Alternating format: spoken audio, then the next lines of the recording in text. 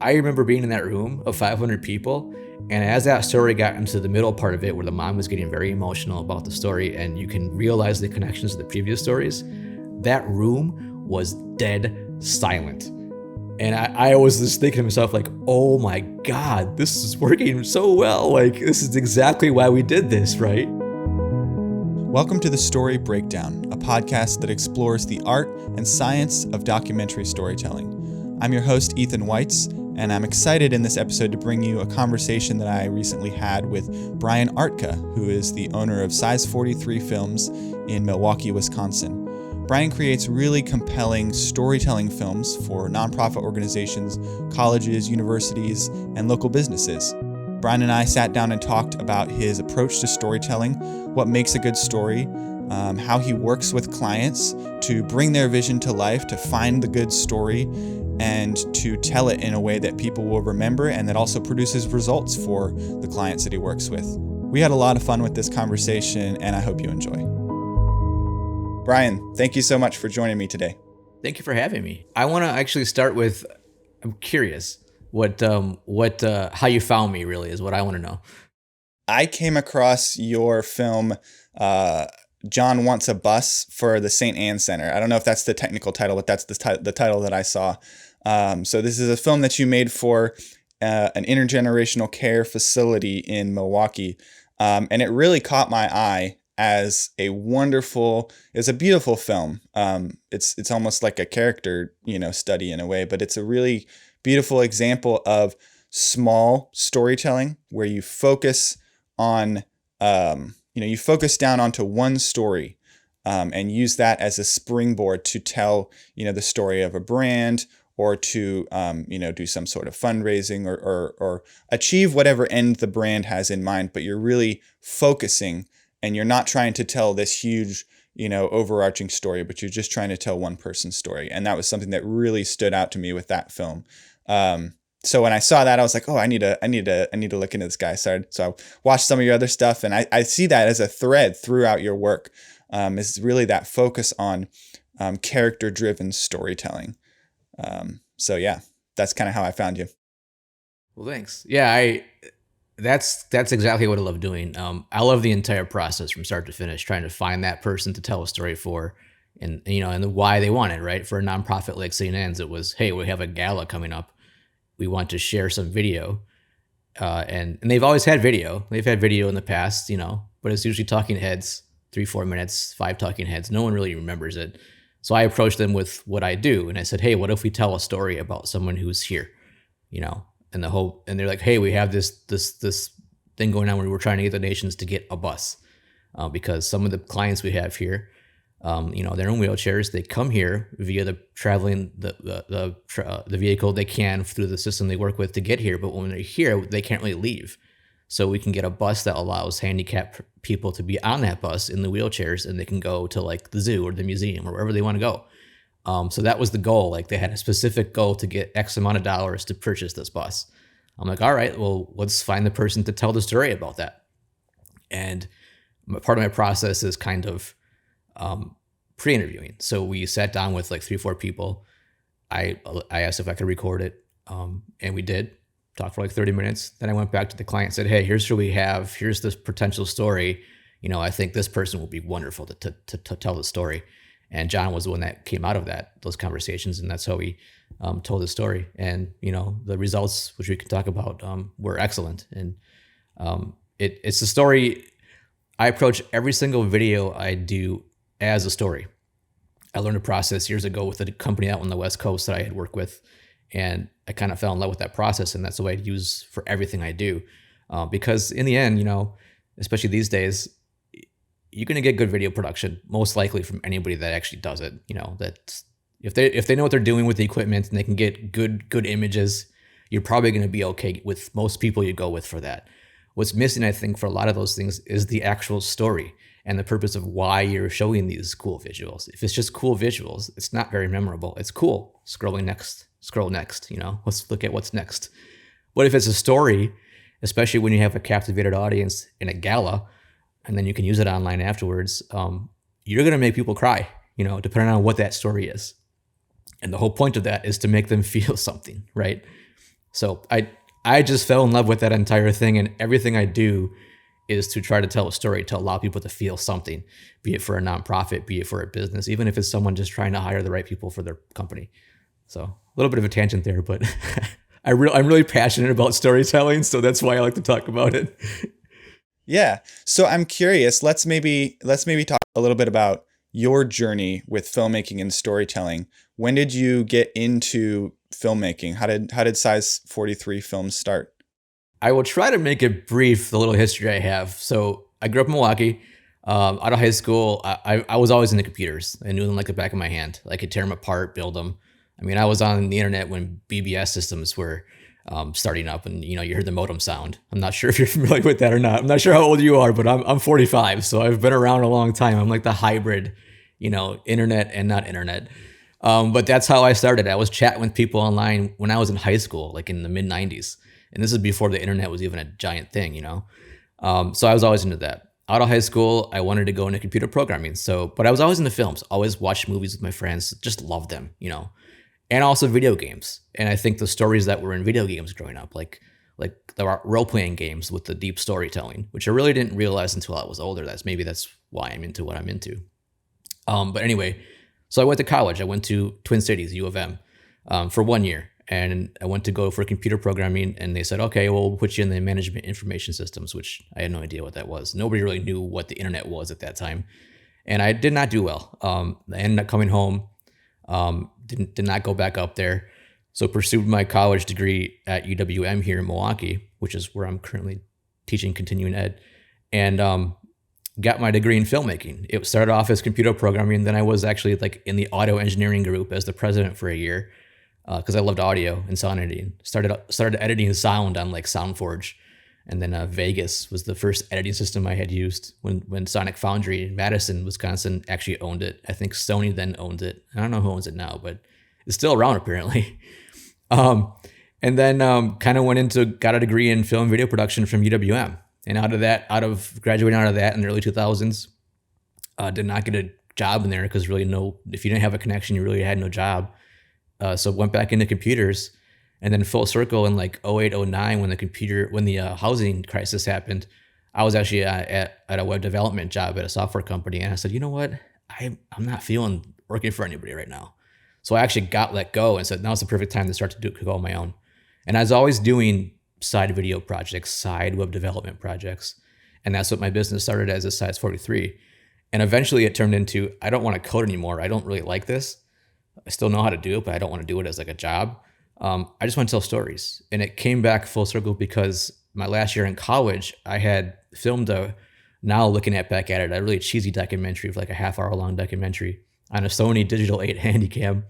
It's online somewhere too. It's called the Hakala Brothers, Hakala Brothers. But that was a documentary I had filmed for my senior project in college.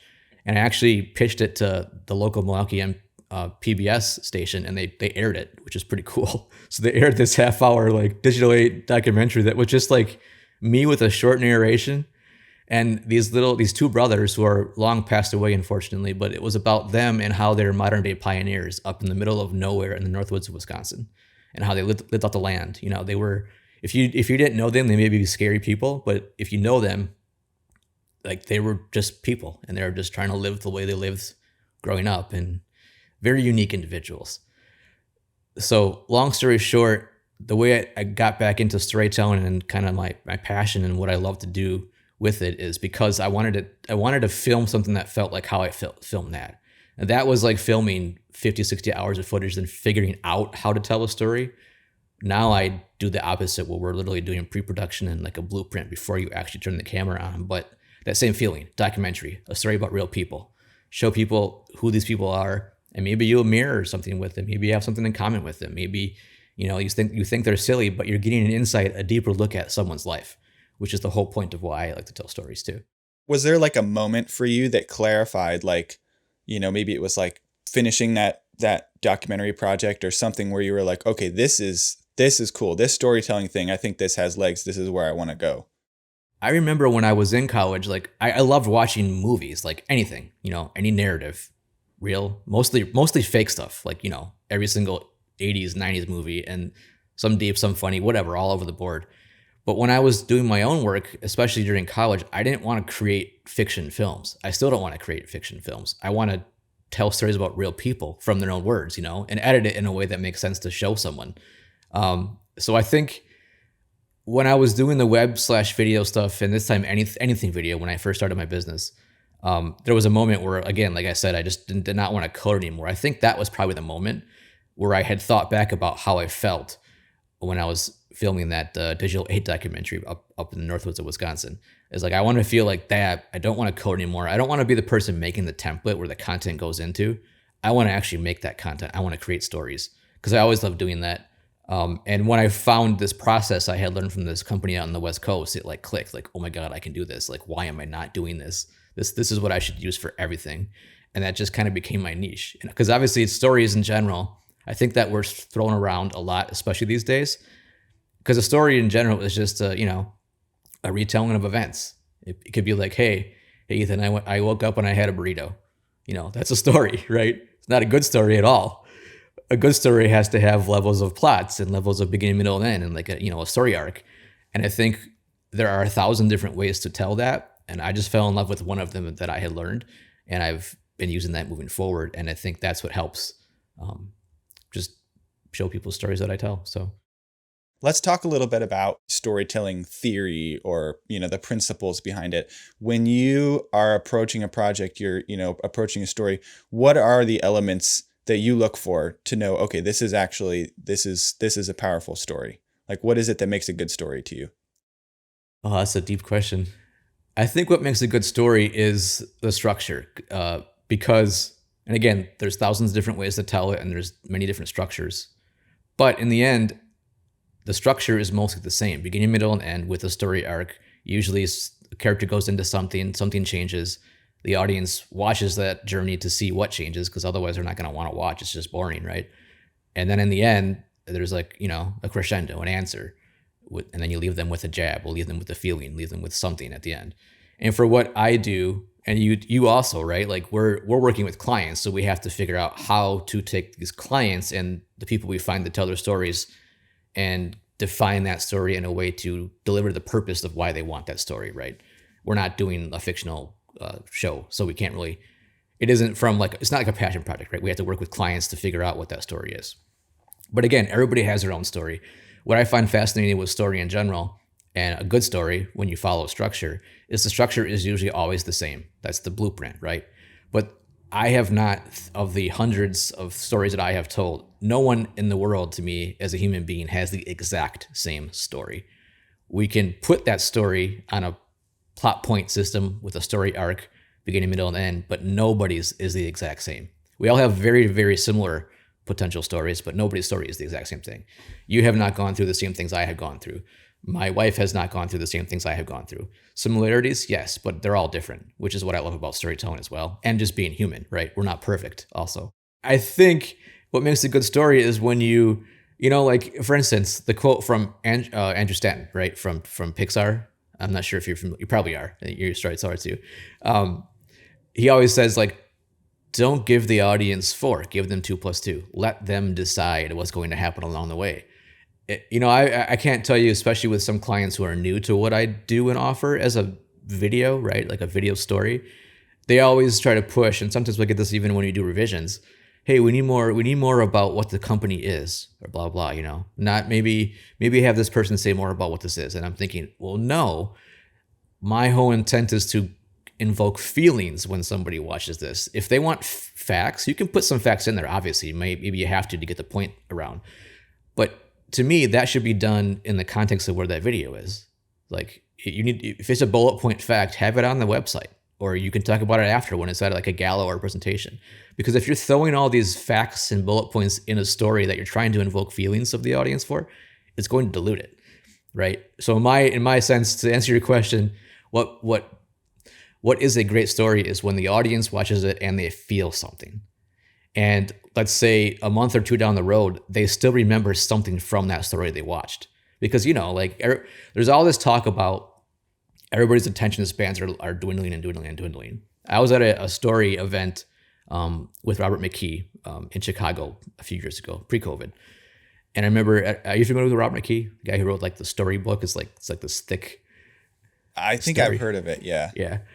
Anyway, he was there, and he was teaching like business storytelling with another partner there at that time, and he was like, all this talk about attention spans dwindling, it's just kind of, he's like, it's kind of bothering me. He's like, how many of you watch Game of Thrones? And like, there were 60 of us in the class. We all kind of raised our hand. He's like, how many of you binged it over a weekend? Like half the class still raised their hands. He's like, there we go. He's like, we don't have an attention span problem. We have a quality problem. He's like, because if you are into a show or if you're into something, you're going to watch that until the day's over, like that was his point. And that kind of stuck with me. Like, he's right. Like, so if it's a good story, people are going to remember it or they're going to want to watch it. Let's say Patagonia, for instance, they have all these brand stories, right, that they share of the people. And it isn't even about them. It's about the people. They're a catalyst to what the people are doing with their lives. And people are into that, into that brand, and they want to look forward to the next story. So like, they're just churning stories out that are showing the people who are using their products. And it isn't about the products, it's about the people, which is in the end what a story should be about. And to me, that's also what a good story is about the people, not the product that you're telling a story for in our cases. You mentioned working with clients, working with brands. I'd love for you to talk a little bit about what that process looks like when a client comes to you and says, "Hey, we want to make X video." Maybe they know they want a story.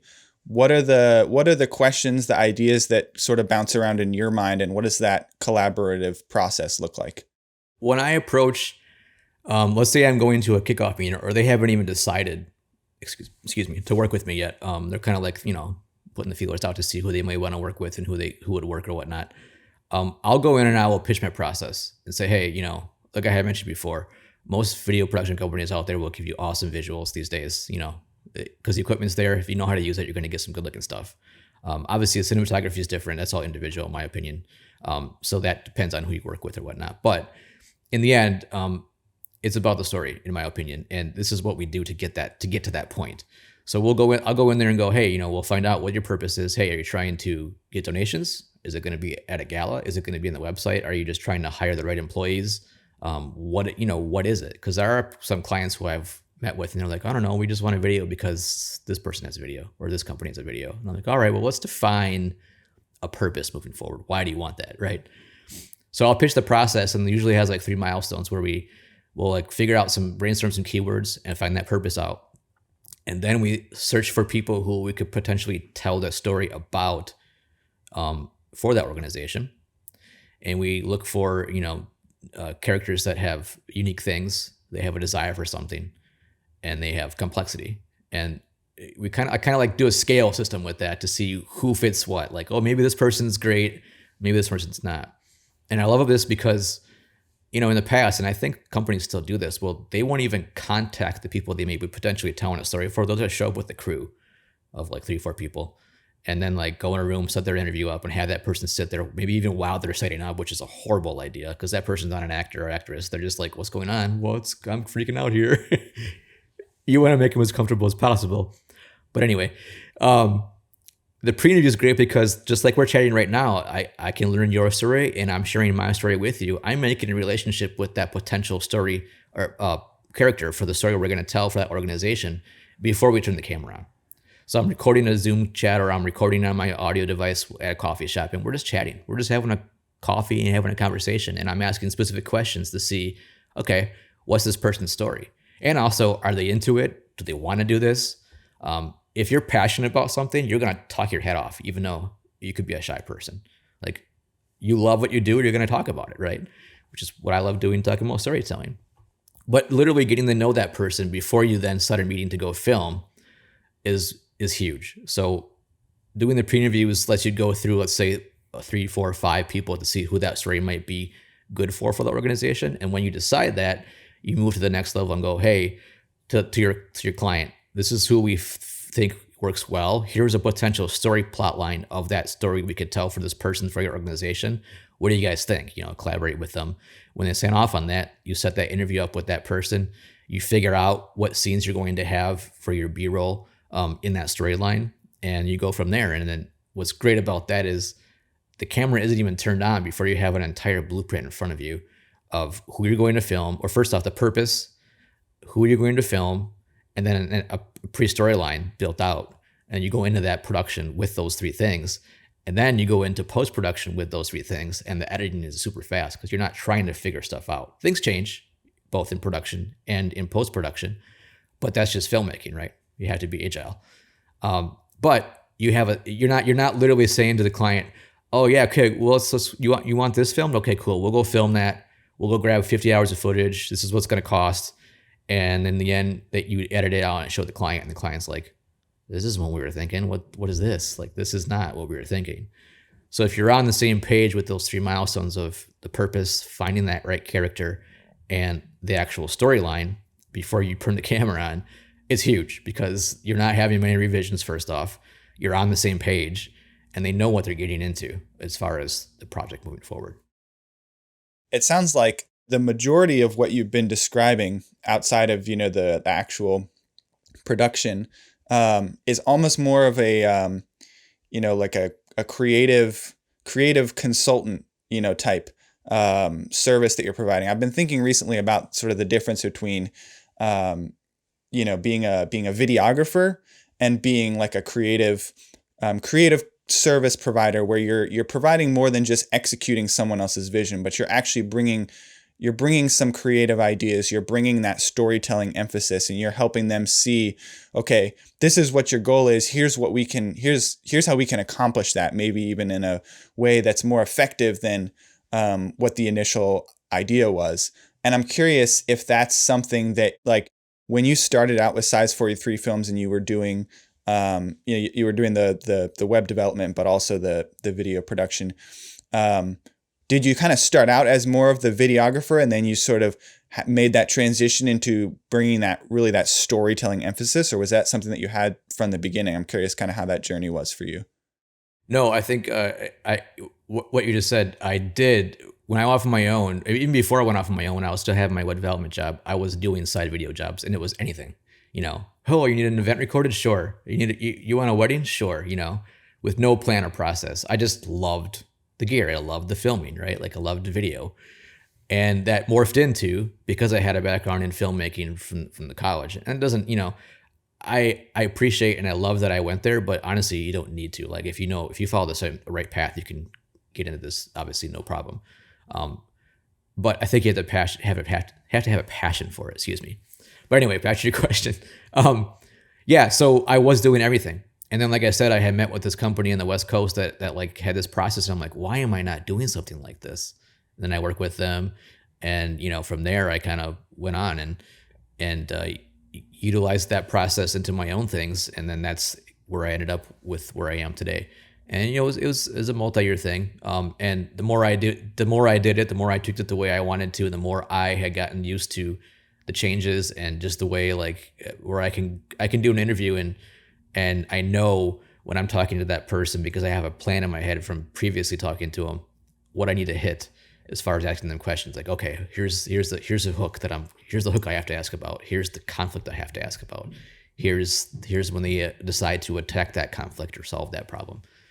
And yeah, so it morphed from I consider myself a storyteller and filmmaker, only because to me a videographer is someone who will go do anything, right? In the direction of maybe somebody else, either an agency or a marketing director or a client that's just looking to have something captured. And I am not downplaying any of that whatsoever. That's needed, obviously. Like, video in general is huge. And if you know how to do that, do it, right? Like, go do it. I just feel comfortable with what I do using those skill sets, but also, again, using the storytelling aspect of, again, like you had said, a consultant.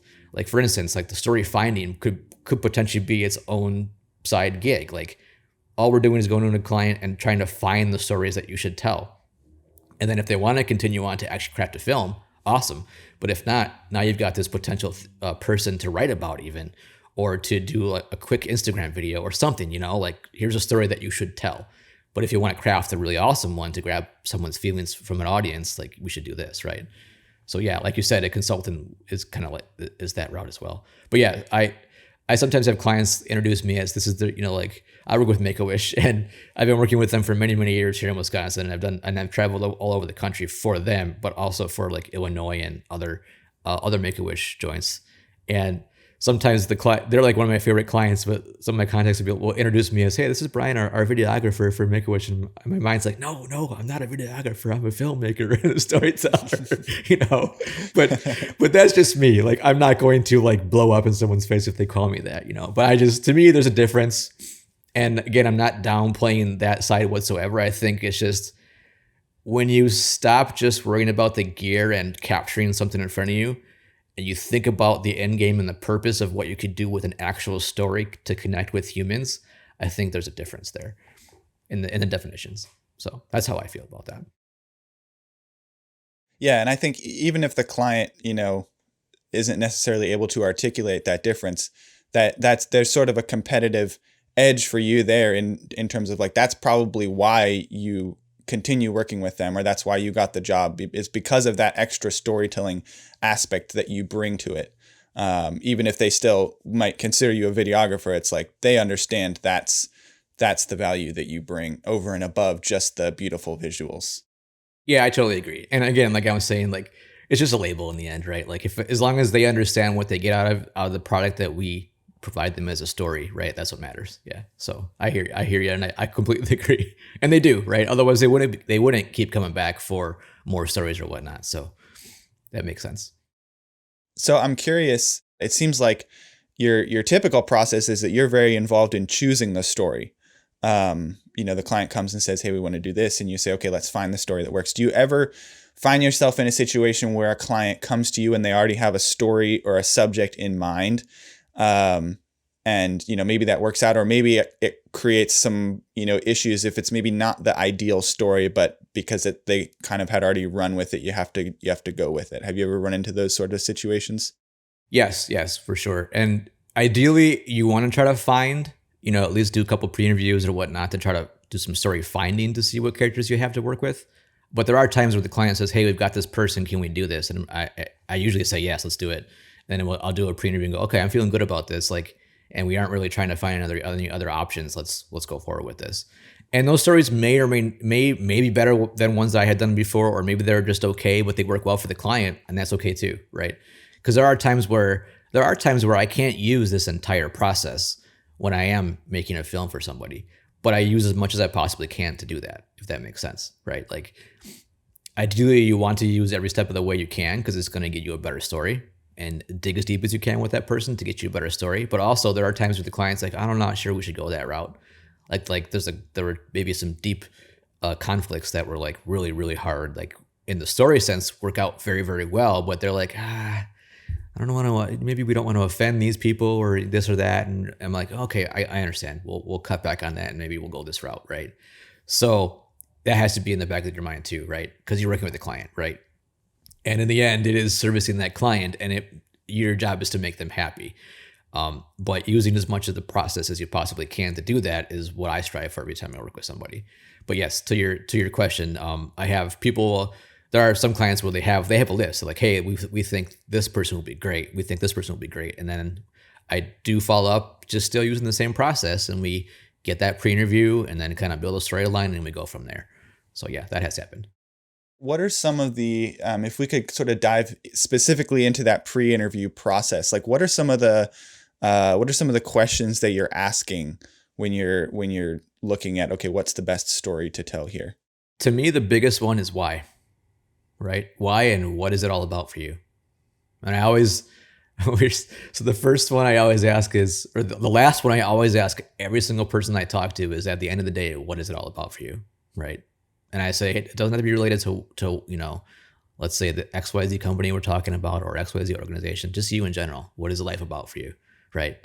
And that to me literally opens a lot of heartstrings up for that person I'm talking to. I've been told, for some of the interviews I have done, like people after the fact will be like, the camera's turned off or the pre-interview's over. They're like, "Wow, that felt great. Like, I really don't talk much about these things with people." And I'm like, awesome. Like, should I have been like a psychologist or something? Like, like a therapy? Or someone said to me once, like, "This is like a therapy session." I'm like, oh, that's cool. Like, I never heard that before. And I think to the point of trying to get the best story out, which makes the best story, I think a lot of people, even who are doing stories like this, like us, and using whatever process they are to tell that story. I think the interview and the conversation you have with that person, the one that's being filmed and not filmed, is huge. Like just being real. And when someone's asking you a question or they're telling you about this, like say they're talking about their kids. Oh, I have a 7-year-old, so I'll talk about my kid and share those stories, right? Because you're building relationship with that person. You're becoming friends with them. You literally are, like, because when you do that and you're not trying to trick them, you're genuinely interested in what they're talking about. Because when you do that, you can dig deeper into the why of what they do. And to me, that's what tells the great stories and gets the best. So interview skills. I don't even like to call it an interview, honestly. It's a conversation. You're just chatting with somebody, right? And making them feel as comfortable as possible, which makes the great story. So yes, the pre-interview questions are a lot of based on the why, kind of like talking about who they are as a person, why they do what they do, what they're passionate about, what their hobbies are, always doubling down on the why. I'll ask that like 3 or 4 different times throughout like a half-hour conversation, because they give you different answers every single time, which is great, because they'll think about, okay, well, he wants to know more about this. Like he's genuinely interested in what I'm doing or why I'm doing it, right? And again, you're talking to someone who's passionate about it. They're going to tell you exactly why they're into it, which is, to me, the whole story. Simon Sinek, right? Start with why. People want to know the why, not the what, right? Because that's what's interesting between humans, in my opinion, and just people in general. So that's like the main one. And I jump around that with a whole bunch of other different questions, but it always goes back to that. And then that last one I mentioned with, at the end of the day, what is it all about for you? So, and also depending on, while I'm doing that pre-interview, because we've collaborated with the client for the purpose of why we're telling the story, we kind of brainstorm some keywords, like literally words that could like go along with that purpose. And we use those to like assist when you're talking to someone. Hey, in the back of your mind, you have these keywords, or you can literally ask them, when I say inspiring, what does that mean to you? Like they may tell you what inspires them. So then you're kind of asking them keyword questions too. And it just, again, helps you keep on that same page, what you're trying to find for that person. You're trying to find the character to tell that story moving forward. So those are the things I talk about in there. Sometimes I go off on tangents because we have something really in common, like about like the ball. I'm a huge basketball fan, specifically the Milwaukee Bucks. And they did not do very well until the All-Star break, and now they're doing very well. But yeah, so like, if you're finding a common interest of somebody in a pre-interview, you're going to talk about that because you're making a genuine connection with them, right? They're into the Bucks, you're into the Bucks. They're into, a hockey team. Well, they're into a hockey team. Their kid plays sports. My kid plays sports. You've got a dog. I have a dog too. He's 12 years old. Like you're literally just making a connection, trying to make a connection and relationship with that person. Yeah, I think you mentioned how you're in a way you're kind of becoming friends with the people that you're interviewing, the people that you're filming with, and I can definitely resonate with that. I think one of the more unexpected sort of rewards of this line of work is that that level of relationship that you get to have with these people that you are you're spending time with. You're sharing their story. You're understanding them, and you're developing a relationship, and that's both rewarding, and it also produces the best story, because when you can tell their story from a place of mutual understanding, from a place of they're feeling understood and comfortable with opening up, that's really where you're going to get the best story shining through. So I'm curious if you have, sort of when you're in production, in the process of, whether you're interviewing or just, maybe following a character around, do you have specific things that you'll do or things that you'll keep in mind that can help sort of smooth that relationship, keep them comfortable, and help that story to shine through?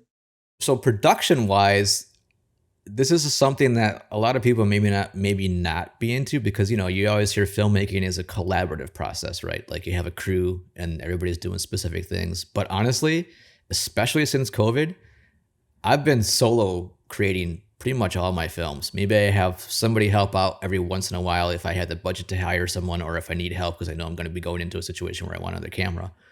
Otherwise, it's all me.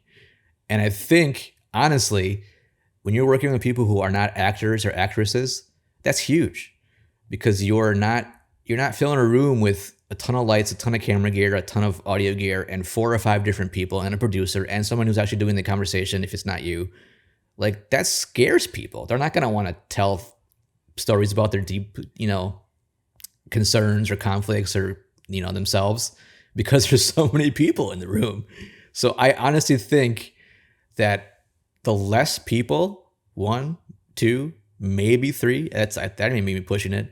And even if I'm there with the client, because sometimes the clients are with me when I'm doing the conversation, I do not even want them in eyesight of that person I'm talking to. First off, for production reasons, because the person's going to respond to them and it's not going to look right. So they're off to the side or just out of view. And second, again, the more people, the less it's going to be a better conversation, in my opinion. So in the production sense, I think that being agile, and specifically for the conversation part, having everything set up before they sit down, doing quick adjustments when they do sit down, and getting those cameras and audio ready to go, and then sitting down and having that conversation with them. Because I am the one, when they hire me, clients hire me, I am the one doing the conversations as well. At least I will do all mine first, and then if the client's there and they want to ask questions, I let them go second. I let them sit in the chair or stand wherever they need to, and I go behind the camera then. So I think that's huge in getting the response from real people, because it's less things to worry about for them. And then you are having a genuine conversation with them one-on-one. You're not grilling them, you're not interrogating them, you're just having a chat.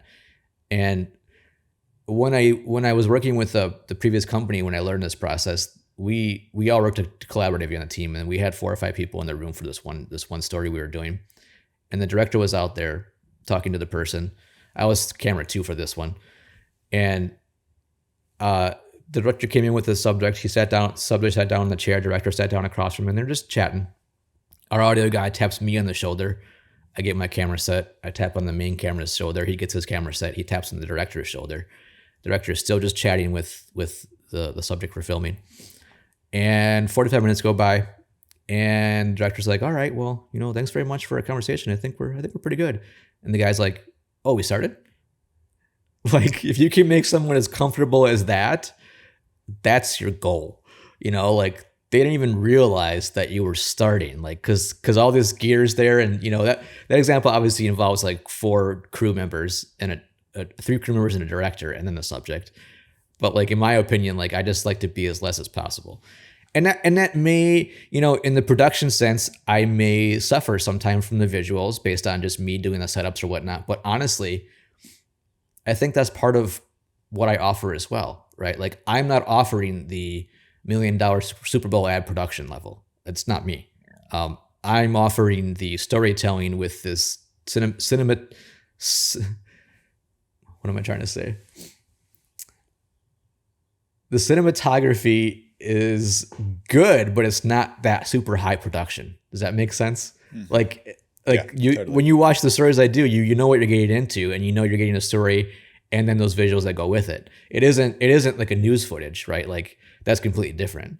So that, I think that makes a difference too. It's interesting that you mentioned that story where the director brought in the subject, sat down, and then they kind of went for it. Obviously the subject didn't necessarily know that they had started, but I've heard that before where, people say, if you can, keep the subject out of the room where you're setting up for the interview until you're ready. Then they walk in, sit down, and you start. Because if they spend time sitting there as you're setting things up, as you're, getting things ready, they can start to get a little anxious as they see all of this stuff. But if you just kind of bring them in and get going, there's less of a chance for them to sort of start to, like clam up. Is that something that you've noticed? Oh, 100%. Yeah. And back to like, just making them comfortable and making them feel good when they're sitting there and you're talking to them. I've gotten footage in the past couple of years where it wasn't necessarily like a story we were telling, but it was footage from other companies that a client I was working with had. So we got them, and, I got all the footage and I'm working with it. And it was just like more like a testimonial video, not like a story. But like, I heard all the background audio of the people asking this person like questions, right? And it's like this person set up and they're just asking them questions, and it's like they're just directing the questions to this guy, and you could tell this guy's getting frustrated. And I'm sitting there like, oh my God, like, this is not the way to do it. Like, you're trying to get some, a discussion with this person, but you're like, you keep interrupting him. Like, no. Can you say that? Like, no, we need to say this, like this and this. And it's like the people behind the camera are trying to put a script on this real person who's not speaking in their own words when they should be speaking in their own words. Because when, as viewers, when we watch that, I can smell the bullshit. Like I can see it's fake. I can see it's BS. Sorry for swearing. But like you can tell when it's not real, right? So yeah, going back to that, like anxiousness, like you can just tell when someone's not comfortable, right? And I've had interviews before I was strictly doing stories where I would go out, like I had to go out for a client years ago where they wanted like 30 people interviewed, and these are like short 5-minute interviews because we're just using some sound bites to like match to their mission statement, and it wasn't really a story. But I remember going to all over the state here in Wisconsin for this, and it was fun. But like interviews, that's like the bulk of setup, right? Like the B-roll and capturing scenes, like that's I love doing that more so than the interviews because it doesn't take much to do that, and you can be very creative with it. But with the interview, man, like I'm hauling a cart full of stuff, and I may only use half of it or all of it. You never know, right? If you weren't able to scout the location, and that's how it works, right? So I was out there shooting these 5-minute interviews of like people at all these different locations, and like I say, out of the 30 I had to do, like 5 of them were like, oh man, like I'm just not going to use these. Like they didn't want to talk. They sat there like, why am I doing this? Like, why am I here? Which again goes back to why for the story finding, the pre-interviews are huge because you're going to weed out the people who may not fit the story you're trying to tell. Where in that sense, the client was just giving me this list and I had to go film them. So I wasn't really able to do that, right? So anyway, yeah, to answer your question, you can tell when someone's anxious or not feeling it or whatnot. Your goal as a storyteller, as a filmmaker, is to make that person as comfortable as you possibly can when you're starting that conversation with them. And sometimes, I can tell they're nervous to start. So I will first, I sit the client down, or not the client, the customer we're telling the story for, or the character we're telling the story for, I should say. And I sit down and I thank them for being here. Most often, like for specific clients, I'll be in that person's home. So they invited me in, allowed me to be in their home to film this story.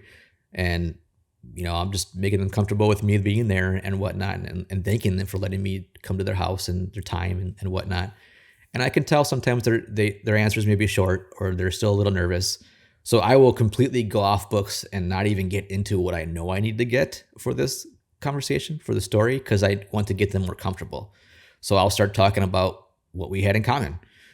From our previous chat, like dogs or kids, or sports, whatever it may be, to get them more loose to talk about what we need to talk about moving forward. And it that works, I'd say, most of the time. Like they get comfortable, and that's how you open them up, get them comfortable. And from there, you should be able to get the stuff that you need to get for the story. What I'm hearing you say is that it's kind of about creating an atmosphere that encourages them to share, because you can never force someone. I mean, I guess you can force someone to say exactly what you want them to say that you feel like you need for the story, but it's never going to come across well. And like you said, people can smell the BS. So, you want to create an environment that encourages them to offer those things up in a way that's very authentic to them. So it's not even so much about like, knowing the exact right questions to ask to get the perfect answer, but about creating that comfortable environment where then they can, share their story. 100%. Yeah, totally is. Because the more comfortable they are, the more cozy they are while you're chatting with them, the more they're going to just chat. And I'll tell you, we'll go into those conversations with purpose from the client. With that, obviously the person you found you're talking to right in front of you as the character, and you have your plot points and storyline story arc kind of like in the back of your mind or in the blueprint on paper you had collaborated with your client, and all of a sudden you're talking with them and they completely go on a tangent that you didn't even hear them talk about before and go, oh my God, this would fit perfectly for this part of the story. So you just go with it, again, part of agile filmmaking and the conversation.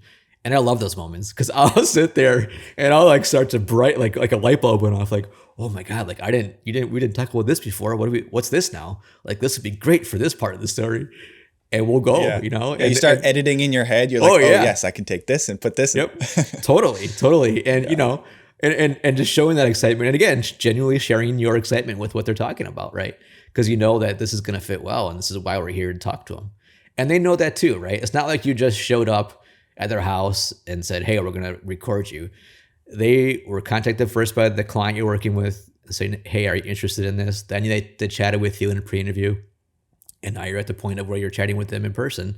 So they're into it as well, right? And that's good too. When they're on the same page as you are and telling the story, that's huge because you're going to get the best possible content from that interview to use for the story building process in the end and post-production to get that best story.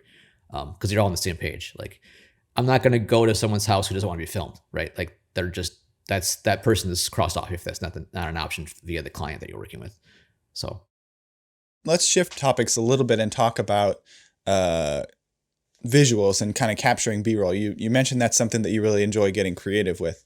And I'm curious to know what your process is, because this is something that I feel like I struggle with sometimes to know, like, even when I'm planning ahead of time, like, because I try to, if not a specific shot list, write down at least like a list of scenes that we could capture to sort of illustrate what I know the story is going to be. And I feel like I just struggle with coming up with things that are creative or interesting, or even sometimes like I can't think of anything that's going to represent well like, what a specific part of the story that I know. It's like, what am I going to visually show here? So I'm curious to know what your process is, like how much of it is pre-production and thinking about different scenes and how much of it is just finding stuff in the moment. Oh, that is a good question. And that's really hard, right? I still struggle with that sometimes, especially when it's a quick story we're trying to tell and like I don't have time to think about like what I would want to have shown over that plot point, let's say, in the blueprint we're having. So there are times where I'll go to we have the story like for a client and we'll go there and I'm like, all right, I've got to, I know what I need to capture for the conversation, but I'm still thinking about, okay, what do I want to film that will go over this, right? So, or I only have so much time with that person and that client. So what can I get to maximize that to use for this footage, right? Because I don't want to be filming just everything or anything. That's just a waste of time. So you have to think about knowing you have specific plot points like a hook, the conflict, the initiation, then there's a journey, an answer, and then a jab. Like those 6 plot points is kind of like what I have in the back of my mind of that person's story before we have the conversation. So if I don't have ideas of scenes, I know what I'm trying to look for that. And sometimes things come up, but it is best to potentially go into it with an idea, like you just said, a shot list or just a scene.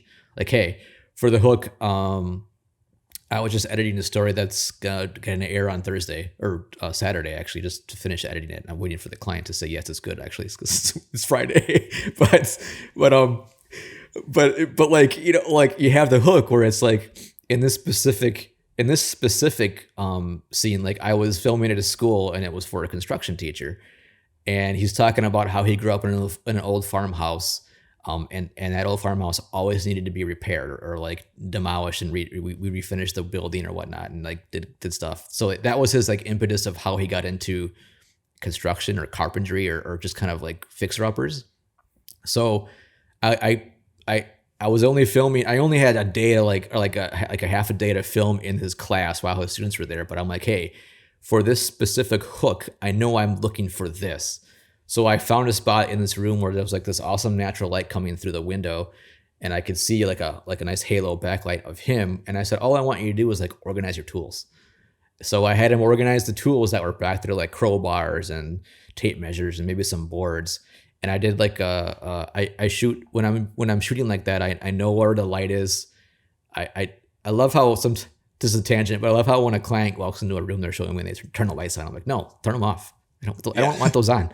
Turn the lights off. Yeah, I want to see what I'm working with, and then we'll go around there. So that this room was just it was probably like a 20-foot by 20-foot room, just full of junk. But I wasn't showing the floor. I'm just showing him, medium shot up, and then the window light behind him. And then so what I do is I get my position like for a wide shot, then I'll go in for like a medium shot, and then I'll kind of do close-ups in different angles and make sure I've got that coverage, and I know I've got a scene here, right? Like if I do 10 to 15 seconds of each one of those shots, I know I can put a scene together that will make sense for this. And then so I did that, and I used those specific shots for the opening of the story. But I also, because I didn't have time, usually I like to shoot my own stuff, but sometimes I will go look for stock footage. And if I can find like an old barn or an old farmhouse, which I did with 2 different shots, I use those to open it up, then going into this person's, like showing him organizing the tools. And it matches very well with him talking about, hey, I grew up in an old farmhouse and, wish we had to fix a lot of things and we did a lot of projects, and that kind of like just mirrors that scene. So it's hard because sometimes you can think of so many different options. Like for this specific story as well, I literally, in my office here, I found a bunch of trophies at Goodwill because I wanted to film a scene of someone putting trophies into a box. And I did, and I'm like, this is awesome. It looks great. Well, guess what? I didn't even end up using that in the film. Like that sometimes happens too, because I have this idea where I'm like, this would be great for this plot point, and then we could show this. But then like while I'm editing, I'm like, this isn't gonna work. Like, so I kind of wasted my time. But maybe I can put up on stock footage or whatnot. But like you'll film scenes sometimes that you're thinking that you want to use, but you don't use. So that is actually really hard to do, and by yourself too, right? Like if you have a crew that you're working with or other people, you can kind of send them off and go get that, or collaborate with them on ideas, right? So that is probably one thing missing, being a person that runs their own business and not really having an employee to talk to or someone to collaborate with on that besides the client, which I always do with them to like get ideas going. But yeah, so there are times where I have it all plotted out, and there are times where I only have some plotted out, and there are times where I have honestly none of those things plotted out because the story I have to get done is so quick. Which the process I use allows that to happen, but in the end, it's not ideal, obviously, to like punch out a story in 2 weeks because you want to have time to think about what you can do with it, right? But I have done that, unfortunately. So some clients are like, well, hey, you did this in like a week last time. I'm like, oh my God, no, I can't do it again. Like, that's so tough. Please don't expect this every single time. So I hope that answers your question. Yeah, it's tough. Yeah, it takes time, especially with this, when you're not just, communicating information, but you're really telling a story. It can take time to sort of digest that as the one who's putting it together and really understand, okay, this is how it really flows well together. This is the best structure. Sometimes it just takes your brain, processing that in the background for you to come to a breakthrough. And if you try to rush that, sometimes you don't end up with as good of a story. But sometimes it's what's necessary. Right. And like I said, like sometimes you'll think you'll have this awesome idea for the visuals over this specific scene, and then it just doesn't work. Like that's just part of the process too, right? Yeah. But compared to like when I did my first documentary and still maybe how some people roll with filming these stories, we're not filming 3 days worth of 40 hours of footage. Like for a feature documentary, I get that because you really maybe don't know what the story is. You're waiting for your subject to do something, and there are ethics involved with shooting like a documentary like that.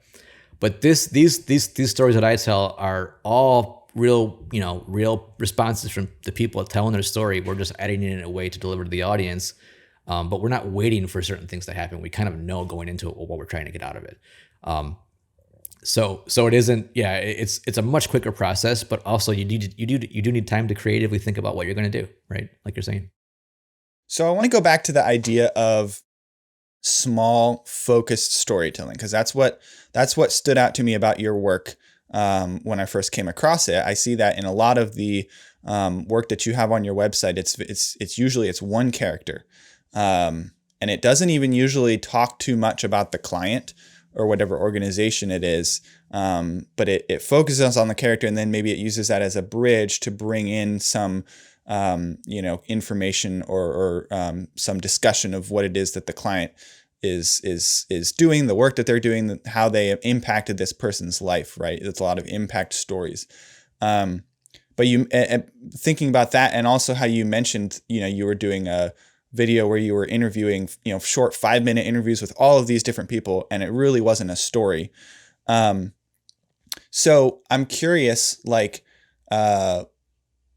when you are communicating with clients, when you're sort of in that story finding process, do you ever encounter sort of pushback of like trying to cram too many stories into one video? Because it can seem counterintuitive, I think, to a client to be like, okay, well, if we say less, it's going to be more powerful than if we try to say more, because they're like, well, we want to make sure we say this and make sure we mention that. And, sometimes those are perfectly fine things. They have their own reasons, but so it can feel counterintuitive to sort of narrow the scope of the story that you're telling. But it seems to be more effective. Can you talk a little bit about what that discussion is like? Do you have to sometimes convince clients, hey, that scope is too big, let's narrow down the story? Yeah, totally. Always have to do that, unfortunately. The ones I work with understand that now, so it's awesome. Like we're on the same page moving forward as far as that goes. But even in the class I teach, it's just a twice a year thing for the UWM Continuing Ed. Actually, I have one in like 2 weeks, I think. But I'll play. A lot of the people who take the course are usually marketing directors that are kind of wanting to know more about how they can use story or whatnot, or on the video side of it and how they use story. But I'll play like an old thing I did for a big corporate client where it's like I was at an event and I had done like 5 interviews, just similar to what I was talking about with this previous one. And the end game was like a 4-minute video with probably 5 different people. And it just went back and forth between some cool sounding sound bites and talking heads. And then I threw it was like for a hackathon. So I threw like some, cool visuals of people on the computer and like, close ups of their face and thinking and all that kind of stuff that fits, but not a story whatsoever. So I'll show them that and they'll watch it. And then I'll show them like John's story. And I'll be like, which one did you feel, which one made you feel something more? And they all 100% always pick John's. And I'll say, hey, even 3 months down the road, which one do you think you're going to remember? And I have had people who had taken the course or like clients that said, yeah, I still remember that story because it was a solo story. Not to say you can't have more than one person in there, but that story should revolve around one person because that's going to make the audience remember them because they're going to mirror near on what that person's doing in that story. They're going to wonder if that person's going to get over that hump they're trying to get over, that conflict they're trying to get over. And they're going to want to know what happens in the end, which is a storytelling, right? Beginning, middle, and end. It's a hook, conflict, all the way up to the journey, them finding an answer or not. Sometimes they don't, but they've changed, right? That's the whole point. If you try to, again, put 3-4 people into a testimonial video and it just sound bites, no one's going to remember that in the end, and they're not going to feel anything, which in turn isn't going to make them do anything to take action for what you're trying to do. If the purpose is to donate, let's say for a nonprofit, I've seen this at some events because I like to go to the ones I work with to see what the reaction is from the crowd. And some of them will have mixes of videos that I have not done. And they're okay. They're good, but they're not making you feel anything. It's just testimonials, just sound bites. And then they show a story that I've done or someone else has done where there's an actual storyline. It's an individual going through something and they change and people are crying in the room. Like, I mean, I'd say last year I was working with a Make-A-Wish here in Wisconsin, which I'm kind of finishing up on this year's too. And I remember there's always like a story before the ask. And the ask is, if you're not familiar, like when people raise the paddle for how much they're going to donate, right? So you want to open the hearts and minds of the people in that captivating audience at that gala you're at with something on the screen or a story on stage so that they open their hearts, which then hopefully open their wallets. That's the whole idea why they're there. It's like you're not trying to trick somebody. You make them decide what they want to give, but they know why they're there. So the ask story is like a huge one. And we had threaded some storylines together where it was like 4 or 5 different videos, but they were all connected. But you didn't really realize that until that last story. So you're, again, doing the Andrew Stanton thing of giving them 2 + 2 and letting them put together what happens in the end. Because when you give that to your audience is not stupid. They're intelligent human beings. Let them figure out what happens, right? You don't need to show them everything, like you had mentioned.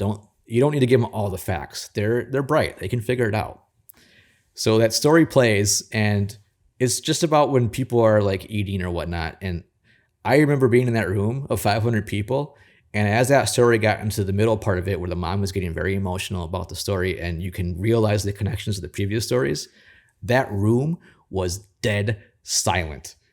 And I was just thinking to myself, like, oh my God, this is working so well. Like, this is exactly why we did this, right? And the story finishes and you get an applause, and then they go right into the ask, and like they got huge donations for that specific event. But If it was just a 3 or 4 person 3-minute story of a bunch of sound bites, you're not going to get that same reaction whatsoever because it's not an individual's story. The thing I always tell clients, and I should have said this when you first asked the question, is it's not about your organization. It's not about your nonprofit. It's not about your business. It's not about your school. It's about the story that that person's going through. You're the catalyst to that person's story. You're the reason that person got to where they are. You're the reason that person got the experience they got. It's their story. You're just the person, you're just the organization that's the catalyst to their story. And I think once you get that to them and they understand that, the skies are the limits to tell stories that are going to make people feel something and then obviously take action afterwards. So we've talked a little bit about John's story for the St. Anne Center.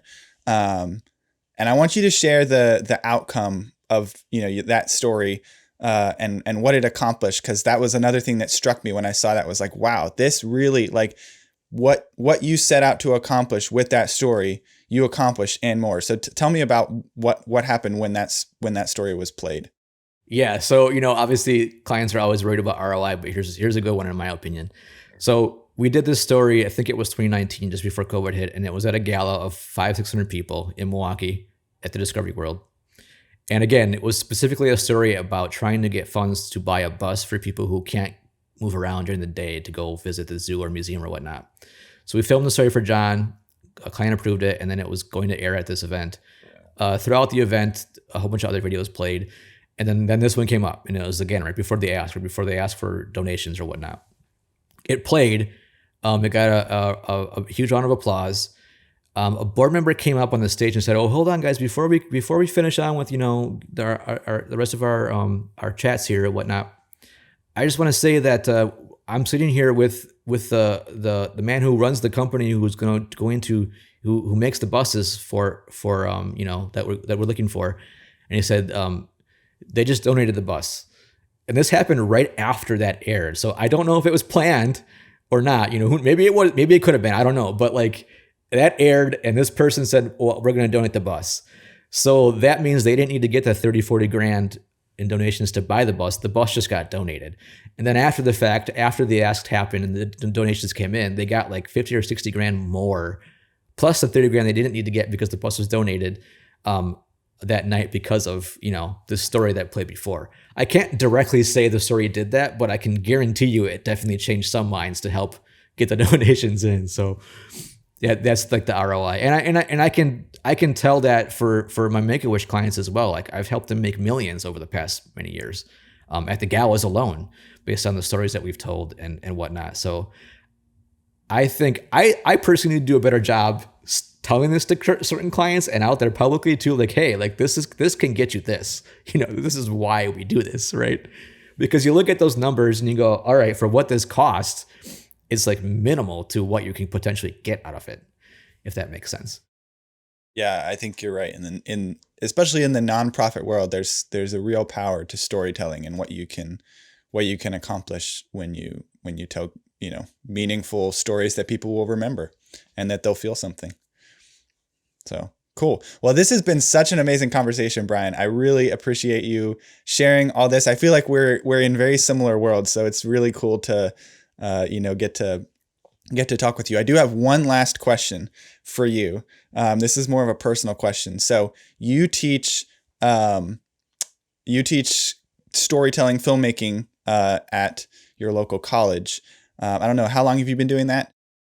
I think I've been doing that since 2018 or 2017. So okay, 6 years. And like I Okay, said, you've it's been just doing like it for a twice. while. Yeah, it's just like twice a year, but I have fun Yeah. with it. It's more of a passion, and I like to open people's eyes to what you could potentially do with story, right? Yeah. So I wanted to ask you because my local college, also my alma mater, the journalism professor there asked me to teach a couple of class sessions in their media skills class about video editing. And I've never really taught before, so this is a little bit outside my comfort zone, but I was like, hey, I'll give it a shot. So I'm curious if you have any tips for me, like what, as a veteran of teaching filmmaking and storytelling, what would you say, like, these are the things that you should remember or keep in mind or do or not do? Very good question. I guess my first question to you would be college. So people are going to be college age or, or older. Yeah, college. Yep. Okay. So they're going to be there for a reason. They're going to want to be there. They're going to be interested in the topic. That's huge to start. So know going into it that they want to hear what you have to say, right? Share your passion 100%. I do that all the time in my classes. I'm like, hey, I even tell them I'm not a traditional teacher. I'm just someone who loves storytelling so much and filmmaking so much that I want to share my passion with you guys, and hopefully you can get something out of it, right? That's how I tell them too. Video editing wise, I don't know what system you're using, but it doesn't matter in my opinion. I think telling them editing's a feeling, right? Which I'm sure you're aware of. It doesn't matter what system you're using. It's all cuts and ins and outs, right? Like you're learning Final Cut or Resolve or Premiere or whatever it may be doesn't really make a difference. And for documentary filmmaking, you're not using 80% of what that software even does anyway, in my opinion. So know that going into it as well, like teaching the basics, right? Like teaching the basics and how feeling is a big deal. And again, sharing your passion. I think that's huge because when you share your passion with somebody, just as like we're talking about as a storyteller and someone who's having a conversation with someone who's going to be that character, you share your passion, they share their passion. They're going to want to hear what you have to say, and they're going to be, into what you're telling them because you're sharing your passion. Like, hey, this is what I do. I love what I do, and I want to share that with you. And this is how I do it. So I think that's what I have to say. Nothing specifically on the teaching part, but just go into it knowing you need to inspire them. And I think doing that as far as talking about your passion for it is a huge, huge start. Thank you. That's super helpful. I mean, I do have a passion for storytelling and especially for documentary filmmaking. So I can see how leaning into that would be definitely very helpful, and just letting that, I don't know, not trying to appear too, put together, but just like, hey, this is something that I really, really enjoy. Because that's true. I mean, I have a very non-standard, maybe it's becoming more standard route, but I didn't study filmmaking in college. I didn't come to, filmmaking until several years after college. And I'm completely self-taught in the sense that I didn't take a course. I learned, stuff from YouTube and the internet and just practice and other people, but yeah, I do have a passion for it. And so I think I'm glad you mentioned that, because I will definitely do that. I'll definitely share that. One last thing too, seeing some of the work you've done, use that to show them as well, like, hey, this is what I've worked on. And maybe even use that as an example to edit something if you possibly can. Yeah, I was just doing some prep yesterday, and I was like, oh, I have this project that I've just finished that's coming out soon.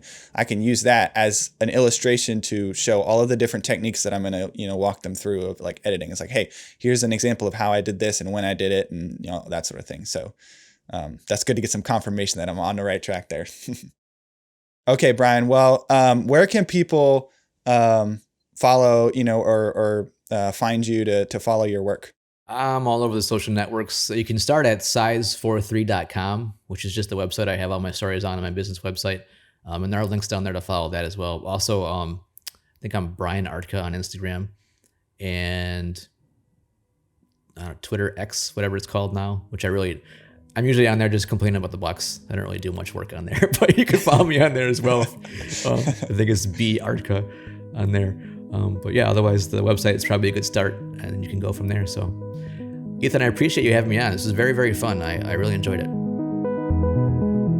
Thanks so much for listening to this episode of The Story Breakdown. If you enjoyed it, I'd love for you to leave a review and let me know what you think. If you're on YouTube, you can drop a comment and let me know what you enjoyed about this episode or what you'd like to see more of. Thanks so much. I'll see you next time.